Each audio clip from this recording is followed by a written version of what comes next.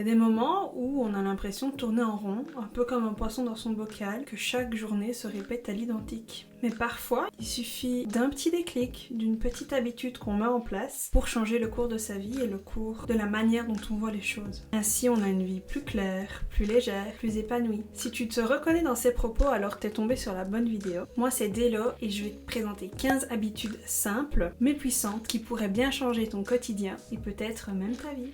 C'est parti. La première, c'est que je me lève tôt. Et oui, on peut penser que ça paraît banal et c'est un peu le but de la vidéo, mais me lever tôt me permet de ne pas être stressée le reste de la journée parce que j'ai pas le temps de faire tout ce que j'ai fait, parce que j'ai l'impression d'avoir déjà terminé ma journée alors qu'elle ne vient que de commencer pour moi. Et puis c'est pas si difficile que ça. J'ai l'habitude de me lever tôt la semaine et donc le week-end quand je suis en congé, mon corps est déjà formaté finalement à me lever tôt. Donc naturellement, j'arrive à me lever à des 7h30 ou 8h. Alors je dis pas de se lever à 6h du matin évidemment, ça reste le week-end, mais je fais très peu de grasse matinée parce que déjà je déteste ça et parce que j'ai besoin psychologiquement de sortir de mon lit et quitte à rester en pyjama à flâner sur les réseaux, sur mon téléphone, dans mon canapé. Je suis dans mon canapé, je suis sortie de mon lit donc j'ai l'impression que ma journée a déjà commencé. La deuxième, et encore plus ces temps-ci, c'est que je prends des pauses régulières. Être un bourreau du travail, c'est très bien, il y a des gens qui s'épanouissent là-dedans, mais il faut pas oublier à penser à soi et à sa santé mentale. Or moi depuis quelques années j'ai des gros problèmes de concentration, je le sais,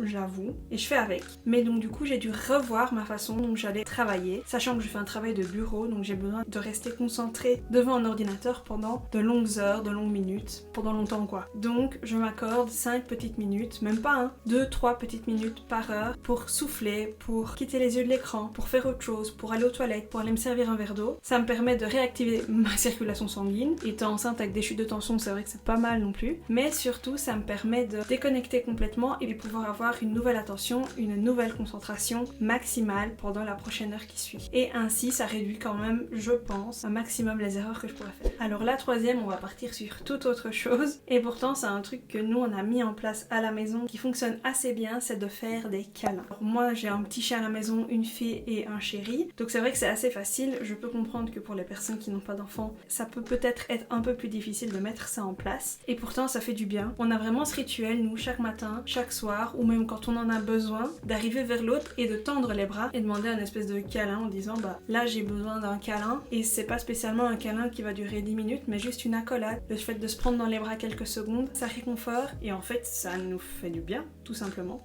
Même ma fille maintenant me réclame spontanément des câlins. Quand elle joue, parfois elle s'arrête de jouer, elle voit que je suis dans le canapé, elle s'assied, hop, elle pose sa petite tête sur mon épaule, elle me dit maman je t'aime, voilà. Et ben même si c'est pas un vrai câlin, elle a juste posé sa tête sur mon épaule. C'est une forme d'amour, d'affection pour elle et ça fait plaisir. Et pour elle parce qu'elle est réconfortée peut-être pour un truc, et pour moi parce que on se sent aimé aussi finalement. Et si on n'a pas d'enfant et si on n'a pas de conjoint, c'est ok aussi. Son chien, son chat, c'est super aussi. Attention, on ne fait pas de zoophobie dans cette vidéo. Cette règle, je crois que tout le monde l'a déjà abordée en vidéo et personne n'arrive à la tenir, et pourtant, qu'est-ce qu'elle est importante parce que c'est tellement simple à réaliser et ça peut nous faire tellement gagner du temps. La fameuse règle des 2 minutes. Si la tâche te prend moins de 2 minutes, fais-le. Pourquoi tu vas attendre que ta vaisselle, elle reste sur ta table toute la journée pour rentrer du travail le soir? Tu seras dégoûté parce que ton endroit ne sera pas propre, tu auras la haine. Tandis que si tu appliques la règle des 2 minutes de dire juste débarrasser la table, les mettre dans l'évier pour faire la vaisselle ce soir ou les mettre déjà dans le lave-vaisselle si évidemment le lave-vaisselle est vidé, au moins c'est rangé. Quand tu rentres le soir, t'es content parce que t'as rien qui traîne quoi. On applique cette règle si ça prend moins de 2 minutes. Et parfois je passe personnellement dans la cuisine, je vois un truc à faire et je me dis ça prend moins de 2 minutes? Ouais, allez fais-le. Hop, je me motive, je le fais, c'est rangé, c'est clean, c'est terminé. Autre petite règle, encore une fois, je pense que c'est de la flemme et pourtant ça nous fait gagner un temps de dingue et parfois même des heures de sommeil. Ça c'est très précieux. C'est de préparer ses affaires la veille. Préparer ses affaires la veille, ça veut dire déjà pour la mallette des enfants, préparer les collations, on peut déjà les mettre. Préparer les vêtements en regardant la météo comme ça. On doit pas se dire oh là là, je suis en retard, bâcha bazar, mon réveil il a pas sonné et je dois encore aller repasser ma chemise parce que je l'ai pas fait hier. galère. On perd du temps, on s'énerve, on stresse, c'est complètement ridicule. Tandis que si tout est préparé la veille et qu'il n'y a plus qu'à se préparer, c'est bien plus simple. Et c'est vrai que c'est un truc que j'ai pas trop l'habitude de faire, que mon chéri fait lui par contre très très bien, parce qu'il va jusqu'à préparer la boîte à pain avec la planche à pain et le couteau comme ça. Vraiment tout est prêt pour le lendemain matin. Moi je vais pas jusque là, j'avoue. Mais c'est vrai que préparer ses vêtements quand on part très tôt, par exemple le lendemain, on va à Disney, bah hop, les vêtements ils sont déjà prêts comme ça. Bah quand on se lève à 5h, on prend sa douche et les vêtements sont déjà prêts, il n'y a plus qu'à les enfiler. Quel gain de temps quand même. Alors cette astuce évidemment elle n'est valable qu'en été ou au printemps, parce qu'en hiver c'est un petit peu plus compliqué. Quoique il fait quand même beau en hiver, sauf en Belgique. Je crois qu'on est le seul pays de toute façon de l'Union Européenne où il fait dégueu toute l'année, même en été. Cette année on s'est tapé un été assez pourri je dois dire, mais c'est d'essayer de prendre le soleil tous les jours, un petit peu. Le soleil, bah, encore une fois c'est un peu comme les câlins, ça réconforte, ça réchauffe la peau et ça nous permet de prendre la vitamine D. La vitamine D c'est hyper important pour l'immunité, hein, donc pour les défenses, donc on tombe moins malade quand on a la vitamine D. D'ailleurs en Belgique, faut savoir que tout le monde est carencé en vitamine D parce qu'on n'a pas assez de soleil, donc si on peut éviter de prendre des médicaments alors qu'on a juste la lumière naturelle du soleil, ça fait du bien. Alors je dis pas de faire une balade pendant 10 minutes, hein, c'est juste le fait de dire ah ben ma pause, plutôt que de la prendre dans le réfectoire avec mes collègues, ben, c'est d'aller s'aérer quoi. Même ne fût-ce que s'aérer l'esprit, parfois ça fait du bien, ça permet de recharger les batteries, ça permet aussi de faire le plein d'oxygène parce que bon, on le sait, on n'ouvre pas assez les fenêtres donc l'air n'est pas renouvelé. Et si on a même cette opportunité, c'est de prendre le petit déjeuner sur la terrasse ou dehors. Et ça c'est vrai que c'est bête parce que ça prend pas beaucoup de temps, mais moi c'est vraiment le truc qui me fait penser que je suis en vacances et quand je prends mon petit déjeuner sur ma terrasse et qu'il fait beau, alors que je pourrais le faire tous les jours en soi. J'ai juste à passer le pas de la porte, manger, hop, débarrasser. Ça me prend moins de 2 minutes donc je sais le faire, mais je le fais pas. Donc note à moi-même, essayez de prendre plus souvent le petit déjeuner en été. Alors celle-ci, elle fait un peu miroir avec ce qu'on a vu dans la première habitude de se lever tôt, c'est d'aller dormir à heure régulière. Pourquoi? Parce que si on va dormir à heure régulière, on a un meilleur sommeil parce qu'on ne rate pas son train de sommeil, parce que le sommeil, comment il arrive? Il arrive par cycle, c'est-à-dire que c'est un peu le marchand de sable qui arrive, qui vient déposer son sable, et si t'es pas prêt à aller dormir, bah, tu dois attendre que le prochain marchand de sable y passe. Si t'as loupé le coche, bah, t'es reparti pour un nouveau cycle qui dure parfois 1 heure, 1 heure et demie, c'est pour ça qu'on n'arrive pas à s'endormir le soir. Tandis que si tu vas dormir à heure régulière, ton corps, il a compris que vers ces heures-là, tu t'endors généralement, et donc du coup, le marchand de sable, il va passer, et tu t'endormiras. Et moi, typiquement, je sais que je me lève vers 6h, 6h30, et donc j'ai besoin de 8 heures de sommeil, donc vers 10h, 10h30, mon corps il est claqué. Donc c'est pas que je veux pas regarder la télé et une série quand je suis en vacances et que j'ai envie de profiter jusqu'à minuit, c'est juste que mon corps est tellement habitué d'aller dormir à cette heure-là toute l'année que, bah forcément, vers ces heures-là, je suis naturellement fatiguée, tout simplement. Et j'ai beau avoir fait une sieste l'après-midi, et bah ça changera rien. 10h, 10h30, la clochette elle est là et elle sonne quoi. Et d'ailleurs j'en ai fait les frais pendant mes vacances. J'ai loupé ce train de sommeil quand j'ai été hospitalisée parce que bah, je devais prendre des médicaments à 10h, donc je loupe le train de sommeil. J'arrivais plus à dormir avant minuit et demi, 1h quoi, parce que mon corps, ça fait 29 ans qu'il a l'habitude d'aller dormir toujours à la même heure. Enfin 29 ans, j'ai pas 35 ans mais t'as compris le truc quoi. Alors ça, bah nouvelle habitude qu'il faudrait que tout le monde applique, et personnellement j'ai réussi à peu près à m'y faire et je peux t'assurer que c'est un vrai gain d'énergie que tu prends, c'est de limiter le sucre. Limiter le sucre peut paraître bête ou ça peut paraître inatteignable. Faut savoir que moi j'étais une accro au sucre, c'est-à-dire que je déjeunais sucré, je prenais un 10h qui était sucré, à 4h encore une fois c'était du sucre, j'avais besoin de mon dessert et je pouvais encore grignoter des bonbons, des choses comme ça. Résultat, coup de barre, prise de poids, cheveux gras, peau terne et difficulté d'endormissement, ce genre de trucs quoi. Le sucre c'est vraiment une crasse parce que c'est le pire poison qui existe. On en trouve partout et il est totalement légal. Essaye d'aller trouver de la drogue, je peux t'assurer que tu auras un peu plus de mal et ça te coûtera beaucoup plus cher aussi. Ce que j'ai donc fait moi c'est une détox complète de sucre. C'est-à-dire que mon café je le prenais avec du sucre le matin, ben j'ai arrêté, ou en tout cas j'ai diminué progressivement le sucre. Plutôt que de passer à 2 sucrètes, je passais à 1 et puis j'ai arrêté. Et maintenant je ne sais plus boire du thé ou du café avec du sucre parce que j'ai pris cette habitude. Pareil le matin, je mangeais ma tartine de choco ou de confiture, bah je suis passée au fromage blanc. C'est vrai qu'au début c'était un peu compliqué, mais finalement on apprend à s'habituer donc c'est beaucoup plus facile. Maintenant c'est devenu même une habitude, même si mon chéri, après quelques années, regarde toujours avec des yeux en soucoupe quand on déjeune ensemble. Tu ranges du fromage le matin, c'est trop bizarre. Non, je pourrais même manger une lasagne ou un morceau de pizza, moi ça me dérange pas du tout parce que j'arrive plus du tout à manger du sucre le matin. Alors ça m'arrive encore de temps en temps, typiquement ce matin, on a ouvert un nouveau pot de confiture, ça faisait tellement longtemps que j'avais pas mangé de la confiture de fraises. Je me suis fait plaisir, j'ai mangé une tartine de confiture de fraises, mais c'est vrai que c'est pas un truc que je vais répéter quoi. C'est vraiment ponctuel. Le sucre appelle le sucre. Et moi, je suis persuadée que quand je commence sucré le matin, j'ai envie de manger du sucre toute la journée. J'ai perdu 7 kilos il y a pas très longtemps. Je compte pas les reprendre.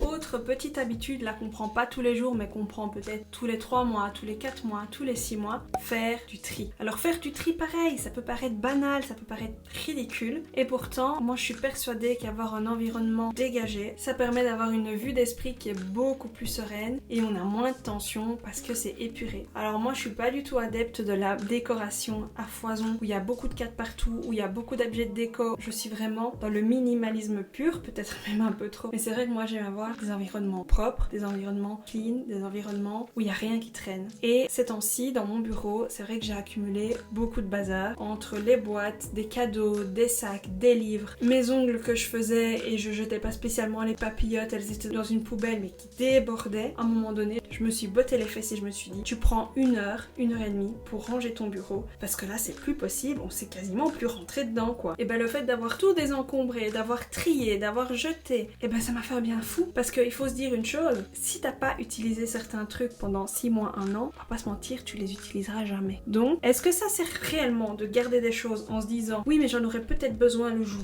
où, à partir du moment où ça fait 1 an que le jour où n'est pas arrivé, je pense que tu n'en as pas besoin. Tu peux jeter, tu peux donner, tu peux vendre. Et en plus ça te fait des sous, donc qu'est-ce que tu veux de plus? Et si t'y arrives pas, tu peux demander de l'aide. C'est ok de demander de l'aide, c'est ok de dire bah écoute j'arrive pas à m'en sortir, j'ai vraiment trop gardé et là j'ai besoin que tu m'aides à faire le tri par exemple. Justement c'est pas de la faiblesse, c'est de se dire je suis assez intelligent parce que je suis conscient que j'ai besoin d'aide. Donc il faut vraiment pas hésiter à demander de l'aide. Nous par exemple pendant des années on a été enclavés dans ce rôle de parents et on a oublié finalement qu'on n'était pas que parents mais une femme, un homme, on était un couple, donc on s'est dit il faut qu'on lâche prise, il faut qu'on arrive à demander de l'aide et qu'on arrive à demander à faire garder notre fille pour ne fût-ce qu'avoir que quelques heures par mois, une petite sortie en amoureux, d'aller manger une glace, d'aller boire un verre, ne fût-ce que faire les courses, mais sans l'enfant, sans la pression de se dire oh là là elle court partout, il faut aller la rechercher, etc. Prendre conscience qu'on a le droit aussi à avoir des pauses et pour s'octroyer des pauses parfois, on n'a pas le choix que de demander de l'aide, mais c'est ok.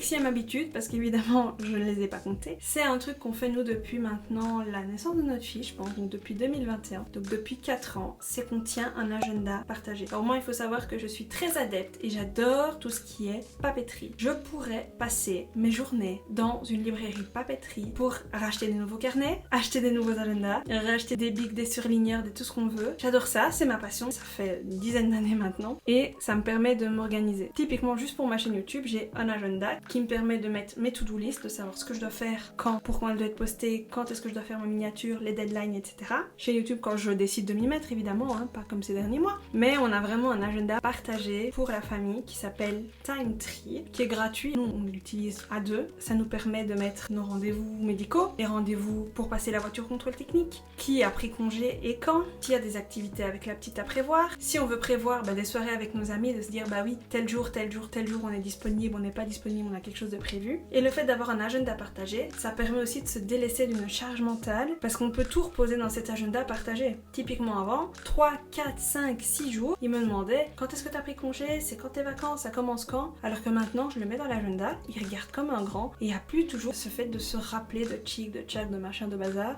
Et pareil pour les rendez-vous médicaux qui parfois, en tout cas en Belgique et je pense qu'en France c'est pareil, il faut 3, 6 mois, 9 mois pour avoir un rendez-vous, et ben au moins on prend rendez-vous, hop, on le met dans l'agenda, c'est sorti de notre tête et en temps utile, on aura ce rappel et pas de se dire oh, c'est quand encore qu'on a pris rendez-vous chez l'ophtalmo, je sais plus. Tu te souviens pas toi quand j'ai sonné et devoir ressonner à l'hôpital parce qu'on a oublié son rendez-vous parce qu'il faut poser congé mais que le rendez-vous c'était dans 9 mois donc on n'allait pas pouvoir poser congé 9 mois plus tard. C'est la galère. Ici c'est mis dans l'agenda et on n'en parle plus. Autre petit tips, petite habitude qu'on arrive à prendre quand on est motivé, quand on n'a pas vraiment de gros imprévus sur notre vie de famille, c'est qu'on arrive à prévoir ses repas. On a vraiment cette routine de dire le samedi matin, je prévois parce que c'est moi qui cuisine à la maison, la liste des repas qu'on va cuisiner la semaine du lundi au samedi. Le dimanche c'est le jour des frites, on est belge ou on ne l'est pas. Mais donc je fais le tour du frigo, le tour du congèle, le tour des placards, je regarde ce que j'ai et ce que je sais composer avec et ce dont j'ai envie aussi évidemment. Et suite à ça après fais, j'élabore des menus, j'élabore une liste de courses et je rajoute ensuite tout ce dont on a encore besoin, des langes, des lingettes, du papier toilette, qu'on met dans une liste. Ça nous permet de gagner du temps parce que pas de charge mentale, on a un tableau noir dans la cuisine, on note les repas, ou en tout cas les menus de la semaine et on sait tel jour ce qu'on va manger en fonction de l'agenda aussi, de voir si il y a des jours où lui termine un peu plus tard ou si par exemple on a des rendez-vous médicaux ou des activités qui se terminent plus tard, de faire des choses un peu plus faciles ces jours-là. On n'arrive pas dans le magasin 5 minutes avant la fermeture en se disant qu'est-ce qu'on va manger parce qu'on n'avait pas prévu. Non, tout est acheté, tout est prévu, tout est dans le frigo. Il n'y a plus qu'à réchauffer ou il n'y a plus qu'à cuisiner. Enfin, tout est prêt, donc il n'y a plus cette charge mentale aussi qui est prête. Puis prévoir ses repas, ça permet aussi d'éviter d'avoir des dates limites de consommation qui sont passées parce qu'on avait oublié qu'on avait acheté de la dinde dans le frigo et que on n'a pas eu le temps, qu'on n'a pas pris le temps d'ouvrir son frigo et on pensait qu'on n'avait plus rien dans le frigo. Au moins on sait que ça, ce sera mangé avant la date limite de consommation. Ou alors on sait qu'on le fait la semaine prochaine mais la date sera passée, alors on sortira du congélateur au moment opportun. On retourne le matin et là on se dit qu'on a beaucoup de choses à faire aujourd'hui. On a des tâches plus simples et on a des tâches plus importantes, plus ennuyantes si je peux me permettre, à faire avant la fin de la journée. Moi ce que je conseille toujours c'est de commencer par les tâches les plus importantes, ça c'est quand même la base, et les plus lourdes, les plus embêtantes à faire. Si une tâche importante c'est de prendre rendez-vous à l'autosécurité parce qu'on va passer bientôt la date, fais-le tout de suite, fais-le directement le matin, dès que tu te lèves, comme ça ce qui est fait n'est plus à faire. Si tu as des grosses tâches à réaliser, comme payer tes factures par exemple, parce que ça il faut le faire absolument, parce que t'as un délai quand même pour payer tes factures et t'as pas envie d'avoir des frais de rappel, fais-le tout de suite, fais-le en début de journée, comme ça après les tâches un peu plus légères, tu peux les faire quand t'as le temps dans ta journée et au moins t'as pas ce coup de barre de dire oh là là j'ai déjà fait tellement de choses, mais j'ai encore cette grosse tâche qui m'attend, j'ai la flemme, et de pas la faire parce que t'as flemme, parce que t'as utilisé l'énergie que t'avais du matin. Tandis que si tu fais tes grosses tâches importantes, urgentes, que tu peux pas reporter, elles sont faites et au moins t'es tranquille pour la suite de la journée. Même si elles sont reportées parce que t'as un imprévu, tu dois partir, que t'as des douleurs et que tu sais pas les faire, les tâches que tu devais absolument faire, elles sont faites, donc t'es tranquille. Et puis il faut pas oublier non plus qu'il faut prendre du temps pour soi. Le temps pour soi c'est super important, pourquoi? Parce que ça permet de se recentrer sur soi-même. Moi typiquement, ici ces derniers mois, j'ai pas eu l'opportunité de faire ce que j'aimais parce que j'étais très malade pendant ma grossesse, que ce soit au niveau des nausées, puis j'ai eu beaucoup de chutes de tension, puis beaucoup de fatigue aussi depuis le début.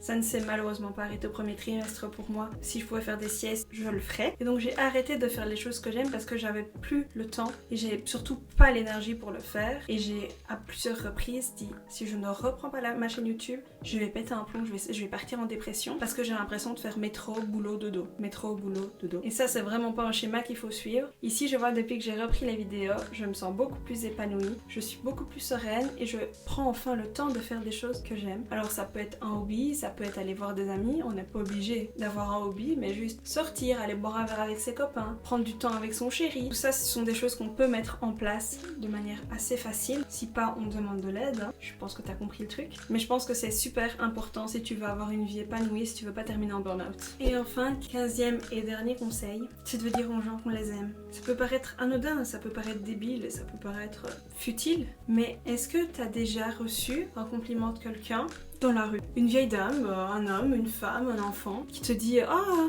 t'es jolie madame, ah, cette tenue vous va bien ». C'est ridicule, mais moi ça m'est déjà arrivé. Je suis dans le train, j'ai mon nouveau sac, c'est pas un sac de grande marque, et j'ai une dame qui me dit « Ah, j'adore la marque de votre sac, je vais le noter parce que j'aimerais trop avoir le même, il est trop beau ». C'est ridicule, mais ça m'a fait ma journée. J'étais trop contente, j'étais happy, on m'a fait un petit compliment sur mon sac, c'était même pas sur moi, pas je suis jolie ou quoi. Juste, voilà, ça m'a fait plaisir. Je pense qu'on fait pas assez de compliments aux gens. On dit pas assez aux gens qu'on les aime. Ça, c'est un truc qu'on a mis en place aussi à la maison. C'est que plusieurs fois par jour, je dis à ma fille que je suis fière d'elle. Je lui dis que je l'aime. Je lui dis que je suis contente, qu'elle m'a manqué aujourd'hui. Et ça peut faire toute la différence, je pense, de la construction d'un enfant. De voir que son parent l'aime, prend soin de lui, le complimente. Ça renforce son estime de lui-même. C'est tout bête, mais je pense que ça fait plaisir. D'ailleurs, j'ai vu qu'il y avait un compte TikTok ou Instagram qui s'appelle Monsieur Compliment. C'est un homme qui se filme en fait dans la rue, qui donne des compliments genre oh votre chapeau va très bien, vous avez l'air rayonnant aujourd'hui, vous êtes content, je sais pas pourquoi mais ça me met le smile aussi. Ça peut paraître bête parce qu'on se dit bon c'est un petit compliment, ça lui a pas coûté grand chose, voire